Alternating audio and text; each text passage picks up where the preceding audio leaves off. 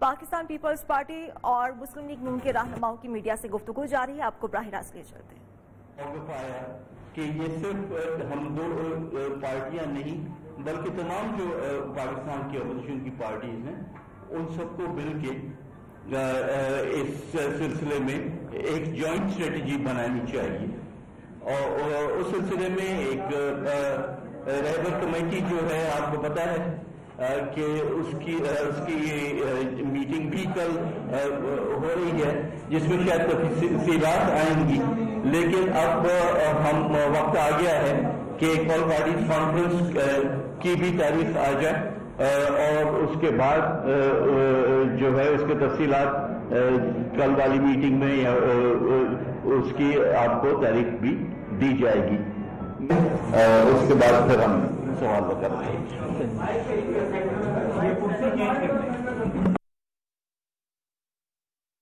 کراچی میں مسلم لیگ نون اور Peoples party کے رہنماؤں کی جانب سے پریس کانفرنس جاری تھی۔ ان کی جانب سے کہا گیا ہے کہ اب وقت آ چکا ہے کہ تمام جماعتیں متحد ہو جائیں اور ان مشکل حالات سے عوام کو نکالنے میں یکجا رہیں۔ مسلم لیگ نون اور پاکستان پیپلز پارٹی کے رہنماؤں کی جانب سے کراچی میں پریس کانفرنس جاری ہے۔ ان کی جانب سے کہا جا رہا ہے کہ اب وقت آ چکا ہے عوام کے مشکلات اور مصائب سے نمٹا جائے اور اس سے نمٹنے کے لیے ہمیں متحد ہونا بہت لازمی ہے۔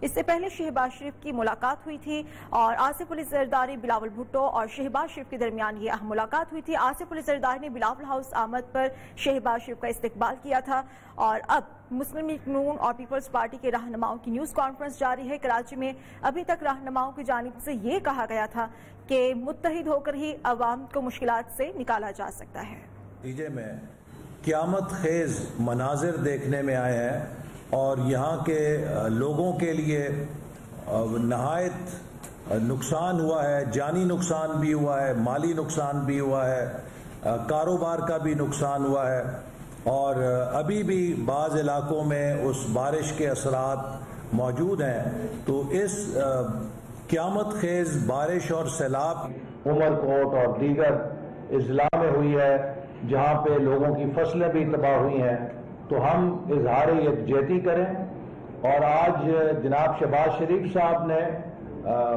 میڈیا کے ساتھ اپنی گفتگو میں اپنی اس تجویز کو پیش کیا ہے کہ ان تباہ کاریوں کے نتیجے میں ضروری ہے کہ وفاقی حکومت صوبائی حکومت کے ساتھ مل کر ایک خطیر امدادی پیکج کا اعلان کرے تاکہ وہ لوگ جن کا نقصان ہوا ہے وہ دوبارہ اپنے پیروں پہ کھڑے ہو سکیں، اور اسی طرح زرعی شعبے میں جو کسانوں کا فصلوں کا نقصان ہوا ہے انہیں بھی اس نقصان کا معاوضہ دینے کے لیے وفاقی حکومت صوبائی حکومت کی مدد کرے تاکہ ایسا امدادی پیکج ہو جو غریب کسانوں کو دوبارہ اپنے پیروں پہ کھڑا کر سکے۔ تو ہم حکومت سندھ کے عوام کو اور کراچی کے عوام کو یہ یقین دلانے آئے ہیں کہ پورا ملک ان کے اس دکھ میں، ان کی اس تکلیف میں شریک ہے، اور ہم قومی سطح پر اپنی آواز یہاں کی تعمیر نو کی کوششوں کو تیز کرنے کے لیے پورے طریقے سے اٹھائیں گے۔ آج کی ملاقات میں جو موجودہ اپوزیشن جماعتوں کے درمیان معمول کی مشاورت ہے ملکی حالات کے حوالے سے وہ بھی ہوئی، اور جیسا کہ آپ کو معلوم ہے کہ دونوں جماعتوں نے فیصلہ کیا کہ کل جو رہبر کمیٹی کا اجلاس ہو رہا ہے اس میں شرکت کی جائے گی، اور ملک کو درپیش سیاسی، معاشی اور گورننس کے چیلنجز کا جواب یہی ہے کہ ہم اپوزیشن کے اشتراک عمل کو زیادہ سے زیادہ مضبوط کریں اور اس حکومت کو گھر بھیجنے کے لیے تمام جمہوری اور آئینی آپشنز کو بروئے کار لائیں جن سے ملک اس نقصان سے، اس تباہی سے اور اس آزمائش سے نکل سکے جو کہ اس حکومت کی نہ تجربہ کاری، نہ اہلی اور ناکامی سے پوری قوم کے لیے ایک عذاب بن چکی ہے۔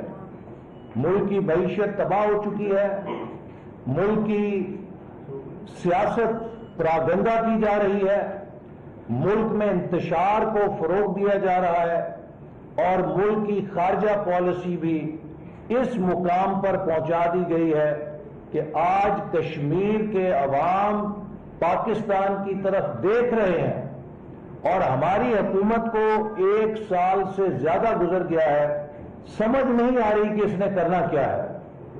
تو یہ وہ سارے ایشوز ہیں جو ہمارے نزدیک بے حد اہم ایشوز ہیں، اور ہم اپوزیشن جماعتوں کے پلیٹ فارم سے اصولی طور پہ متفق ہیں کہ ریبر کمیٹی کے بعد آل پارٹیز کانفرنس کا انعقاد کیا جائے گا، اور ریبر کمیٹی اس کی تفصیلات طے کرے گی، جس کے نتیجے میں ملک کی اپوزیشن جماعتیں مل کر مستقبل کے لاہے عمل کا فیصلہ کریں گی۔ اور آخر میں دونوں جماعتوں نے جو میثاق جمہوریت تھا محترمہ بے نظیر بھٹو صاحبہ اور جناب نواز شریف صاحب کے درمیان جس پر مفاہمت ہوئی تھی اور دستخط ہوئے تھے، اس کے اصولوں کی تجدید کی، اور اپنے اس عزم کا اظہار کیا کہ دونوں جماعتیں پاکستان میں آئین کی بالادستی کے لیے، عدلیہ کی آزادی کے لیے، میڈیا کی آزادی کے لیے، اور پارلیمنٹ کی خود مختاری کے لیے، اور ملک میں جمہوری عمل کے حفاظت کے لیے مل کر جدوجہد کریں گی، اور آپس کا ہمارا کوئی سیاسی اختلاف ان مقاصد میں مل کر جدوجہد کرنے کے راستے میں رکاوٹ نہیں بنے گا، چونکہ یہ وہ آئیڈیلز ہیں جن کے اوپر پاکستان قائم کیا گیا تھا۔ اور میثاق جمہوریت کے اندر جہاں آئینی اور جمہوری حقوق کی بات کی گئی تھی، وہاں عوام کے حقوق کی بھی بات کی گئی تھی کہ عوام کو معاشی استحکام، ترقی اور خوشحالی سے ہمکنار کرنا بھی اس وفاق کی اور اس جمہوری نظام کی ذمہ داری ہے۔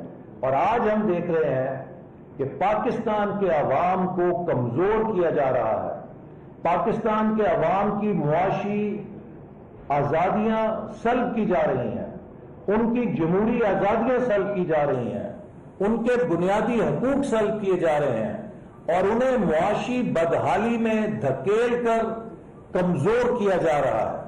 تو پاکستان مسلم لیگ نون اور پاکستان پیپلز پارٹی سمجھتے ہیں کہ پاکستان کا بقا، اس کی مستقبل کا انحصار قائد اعظم کے اس ویژن میں ہے جو اس ملک کو ایک آئینی حکمرانی اور جمہوری حکمرانی کے اصول پر چلتا ہوا دیکھنا چاہتے تھے، اور اس مقصد کے لیے دونوں جماعتیں انشاءاللہ تعالی مل کر اپنی جدوجہد کریں گی۔ قبل اس لیے کہ میں آپ سے سوالات مانگوں، میں ذرا اس کو تھوڑا سا آگے بڑھانا چاہتا ہوں کیونکہ کئی ایشوز پر بات ہوئی تھی۔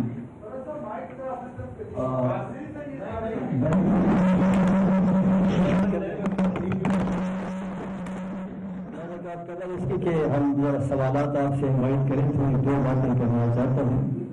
ایک بات تو یہ تھی کہ کئی ایشوز پر آج بات ہوئی، اور اکاؤنٹیبلٹی جس طرح سے ہو رہی ہے، احتساب، اس کی ہم پہلے بھی بھرپور مذمت کرتے رہے ہیں کہ یہ احتساب نہیں ہے، انتقام ہے۔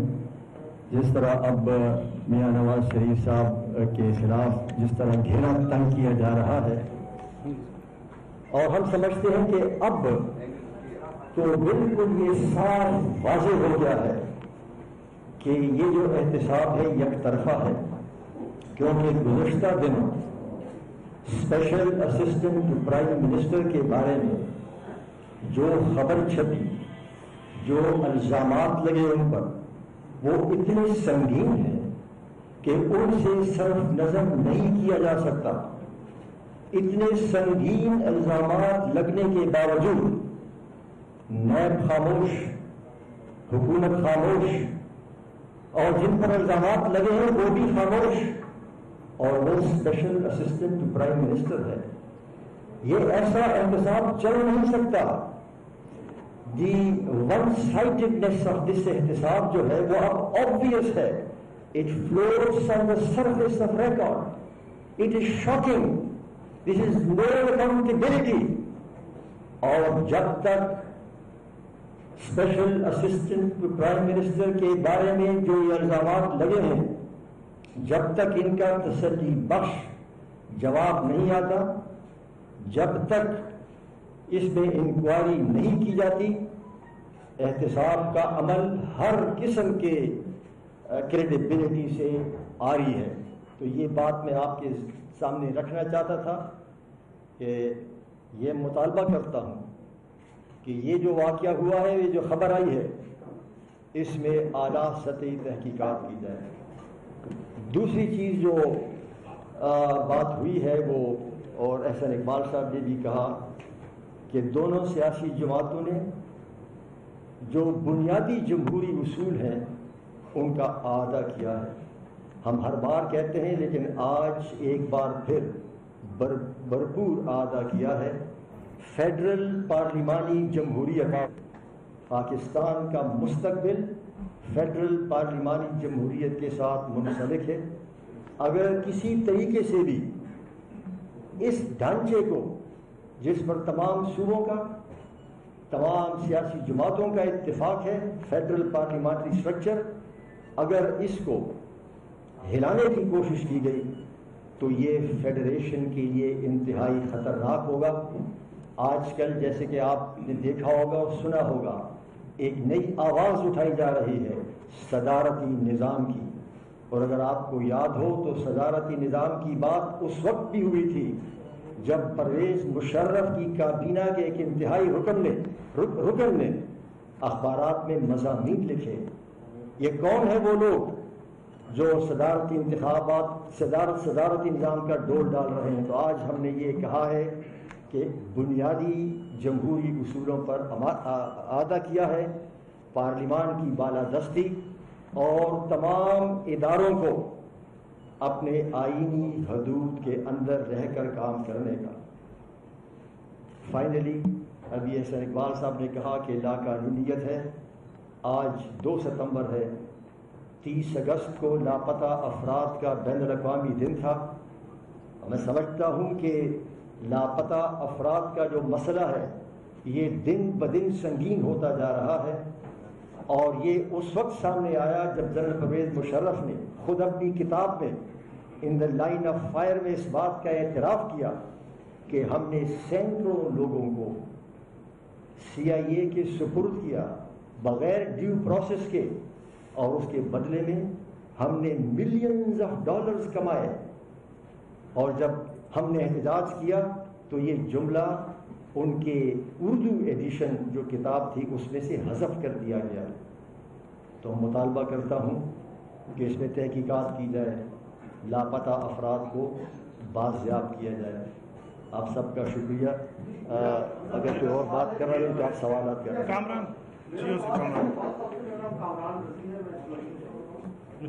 جس وقت انہوں نے بات کی بابر صاحب نے کہ صدارتی نظام پر، تو کیا اس ملاقات میں میاں شہباز شریف کی بھی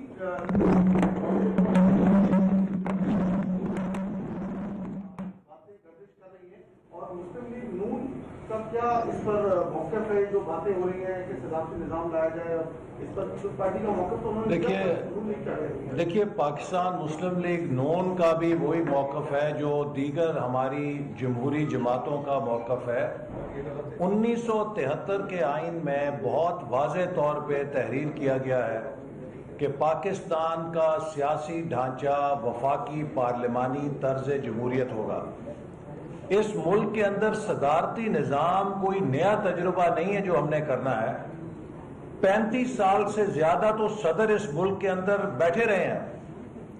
جب مشرقی پاکستان کا سانحہ ہوا تب بھی صدارتی نظام تھا، اور جب ہمارے چھوٹے صوبوں میں احساس محرومی پیدا ہوا تب بھی صدارتی نظام تھا. 10 سال کا ایوب خان کا نظام صدارتی تھا، 11 سال کا ضیاء الحق صاحب کا نظام صدارتی تھا، مشرف صاحب کا نظام صدارتی تھا، یحییٰ خان جو جنرل تھے ان کا نظام صدارتی تھا. تو اس صدارتی نظام نے پاکستان کو کیا ڈویڈنڈ دیا؟ ملک توڑ دیا، ملک کمزور کر دیا، چھوٹے صوبوں میں احساس محرومی پیدا کی. اور یہی وجہ ہے کہ سب ملک کی سیاسی قوتوں نے مل کر اتفاق رائے سے آئین 1973 میں وفاقی پارلیمانی نظام کا بنایا. تو ہم سمجھتے ہیں کہ اب 72 سال کے بعد پاکستان میں تجربوں کی ضرورت نہیں ہے. اگر اس ملک کو چلانا ہے، کامیاب کرنا ہے، تو اس کا ایک ہی راستہ ہے کہ 1973 کا آئین جو ہمارے قائد اعظم کے وشز کے مطابق ہے، اسی پر آنکھیں بند کر کے عمل کیا جائے. وہی ایک راستہ ملک کو مضبوط کرنے کا.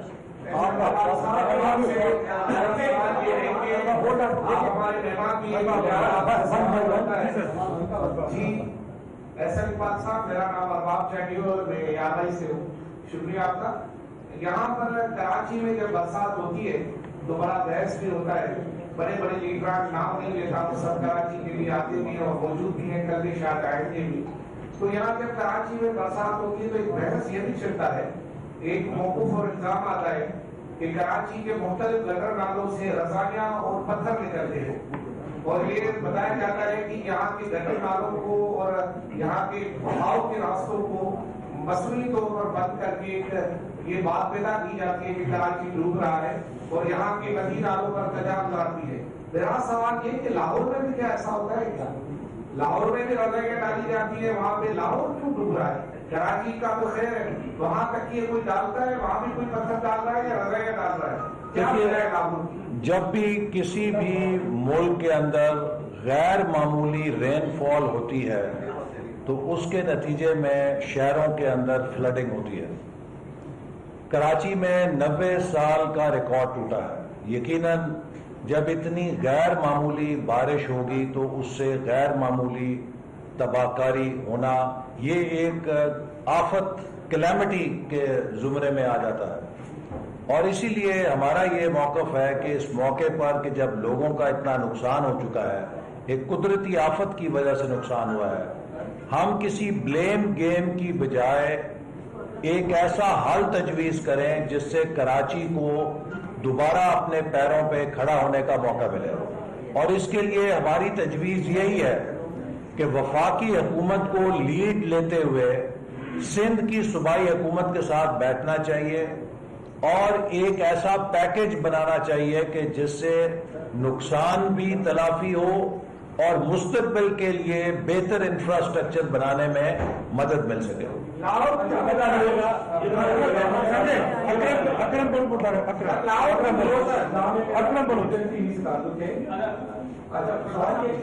کے حوالے سے جو قانون سازی ہو رہی تھی جو سینٹ نے مسترد کیا اس بل کو، اب اس بل کے حوالے سے جو وفاقی حکومت اپوزیشن کو جو ہے نا وہ گھیرے میں لے رہی ہے، اپوزیشن کا اس حوالے سے واضح کیا موقف ہے؟ اور دوسری بات یہ کہ جس طرح ابھی پیپلز پارٹی کا ایک موقف آ گیا وزیر اعظم کے مشیر کے حوالے سے، نون لیگ کا اس حوالے سے کیا واضح موقف ہے؟ دیکھیے، جو آپ نے فیٹف کے حوالے سے قانون سازی پہ سوال کیا، یہ بات ہم واضح کر چکے ہیں کہ اپوزیشن نے اپنی قومی ذمہ داری پوری کرتے ہوئے فیٹف پہ جو قانون سازی ہے وہ قومی جذبے کے تحت کی ہے. اس کا سب سے بڑا ثبوت یہ ہے کہ وزیر خارجہ نے خط لکھ کر لیڈر آف اپوزیشن کا شکریہ ادا کیا ہے اور اپوزیشن کے کردار کو سراہا ہے. البتہ ہم نے اس قانون سازی کو نہیں ہونے دیا جو یہ حکومت فیٹف کا نام لے کر اس ملک پہ کالا قانون مسلط کرنا چاہتی تھی، جس میں اس حکومت کی کوشش تھی کہ نیب کے قانون کی طرح جس کو دل چاہے وہ 90 دن کے لیے یا 180 دن کے لیے دوبارہ اٹھا لے، اس کا کوئی ضمانت نہ ہو سکے اور اس کو کوئی انصاف نہ مل سکے. اپوزیشن کا موقف یہ ہے کہ جو بھی گرفتاری کی جانی چاہیے اس کے لیے حکومت ثبوت پیش کر کے عدالت سے اریسٹ وارنٹ حاصل کرے. نیب کے چیئرمین کو سیاہ سفید کا مالک نہیں بنایا جا سکتا کہ وہ حکومت کا جو بھی مخالف ہو اس کو پکڑ لے اور جو حکومت کی چھتری میں ہو اس سے آنکھیں بند کر لے. اور یہی ہمارا سوال ہے.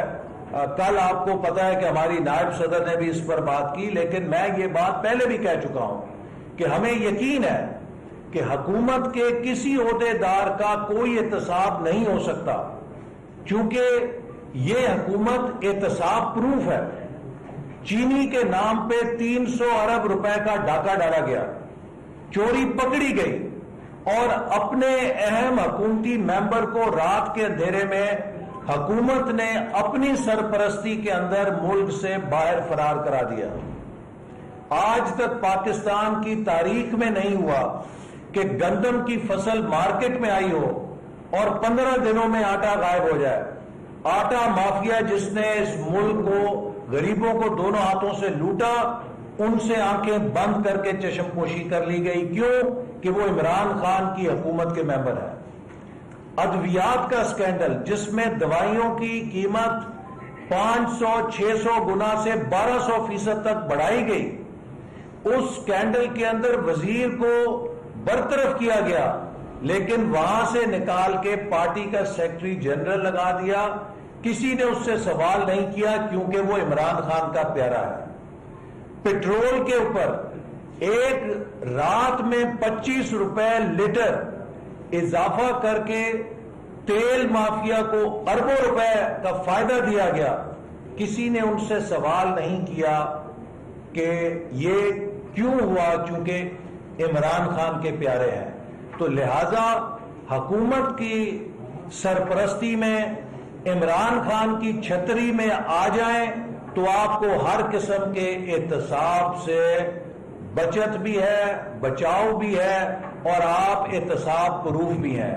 آپ اپوزیشن میں آ جائیں، آپ کا کوئی گناہ نہیں بھی ہے تو احتساب آپ کو گناہ گار بنا دے گا. یہی بات فرحت اللہ بابر صاحب نے کی کہ اس ملک کے اندر یک طرفہ احتساب نے عوام کو بتا دیا ہے کہ یہ حکومت احتساب نہیں کر رہی، یہ سیاسی انتقامی کارروائیوں اور ایجنڈے پر عمل پیرا ہے.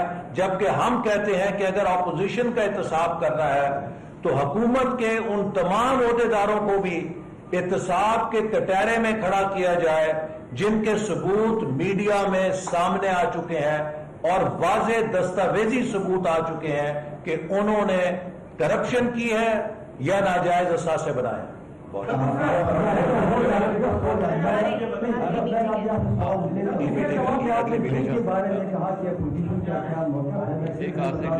کہ ہم ایف اے ٹی ایف کے جو مطالبہ ہے اس کی قانون سازی کے راستے میں حائل نہیں ہے، لیکن ہم حکومت کو ایسا بل لانے کی اجازت نہیں دیں گے جس کے